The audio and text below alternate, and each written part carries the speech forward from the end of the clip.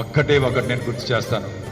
మొన్న జరిగినటువంటి సంఘటన, విమెన్స్ వరల్డ్ కప్ లో అమ్మాయి రోడ్రిగో, ఇంకా మీకు పేరు తెలుసు, నాకు రోడ్రిగో అంటే వాళ్ళందరూ నాకు చాలా మంది తెలుసు. కాబట్టి ఏమండి, భారతదేశంలో క్రైస్తవులను తుదముట్టించాలి అని చెప్పేటటువంటి శక్తులు చుట్టూ అలుముకొని ఉంటే, అంతమందిలో కొంతమంది కామ్లీ లాంటి వాళ్ళు స్లేగురు చేసుకోవటం చూశాం. వినోద్ కామ్లీ అటువంటి వాళ్ళు స్లేగురు చేసుకోవడం చూశాం. కానీ అంత బహిరంగంగా ఈ బిడ్డ, ఆమెలో చూస్తే ఎంత ఉత్సాహం, ఏమాత్రం బిడియంగానే కొంచెం డాన్స్ వేస్తుంది, కొంచెం గిటార్ వేస్తుంది. ఆ అమ్మాయిని చూస్తే నిజంగా ఆదర్శప్రాయమైన బిడ్డ అనిపిస్తూ ఉంది.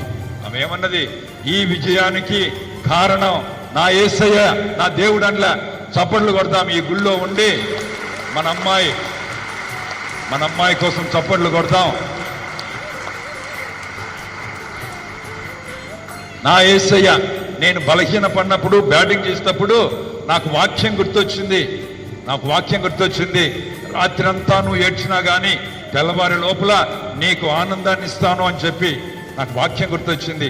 బహిరంగంగా ఈ బిడ్డ మీడియాలో అందరి సమక్షంలో ఇది విశ్వాస సాక్ష్యం. అంటే కొంతకాలం క్రితం వాళ్ళ నాన్నగారు వేద ప్రచారం చేస్తున్నాడు, మతాలు మార్పిడి కోసం చూస్తున్నాడు అని చెప్పి ఆమెను బ్యాన్ చేశారు, ఆమెను సభ్యత్వాన్ని తొలగించారు.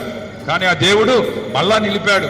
ఎవరైతే దేవుణ్ణి నమ్ముకుంటారో వాళ్ళు విజయీభవులు, ఎవరైతే లోపల కల్మషం కలిగి ఉంటారో వాళ్ళు కిలబడిపోతారు. అంతే, ఈ బిడ్డ భవిష్యత్తులో ఎంత రాణిస్తుందో కానీ ఈరోజు అయితే మనందరికీ ఒక ఆదర్శప్రాయమైనటువంటి బిడ్డగా నిలిచింది. ఆ బిడ్డ కోసమై మనం దేవునికి వందనాలు తెలుపుతూ ప్రార్థిద్దాం.